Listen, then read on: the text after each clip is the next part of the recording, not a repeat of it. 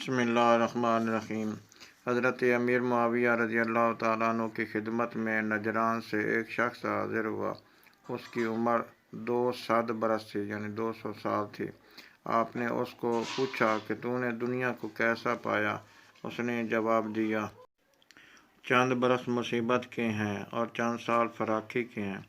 ایک روز آسانی کا ہوتا ہے، دوسرا دن تنگی کا ہے۔ اسی طرح ایک شب آرام سے، دوسری رات رنج کی ہے۔ ایک رات میں بچہ پیدا ہوتا ہے اور ایک رات کو بچہ مر گیا۔ اگر پیدائش نہ ہوتی تو مخلوق کا خاتمہ ہی ہو جاتا، اور اگر موت وارد نہ ہوتی تو اہل دنیا پر یہ دنیا تنگ ہو کر رہ جاتی۔ حضرت امیر معاویہ رضی اللہ تعالیٰ عنہ نے فرمایا کہ مانگو، کیا مانگتے ہو؟ اس آدمی نے کہا کہ میری گزشتہ عمر کو لوٹا دیں یا مجھ پر موت وارد ہونے سے روک دیں۔ آپ نے فرمایا، مجھے اس کا اختیار نہیں ہے۔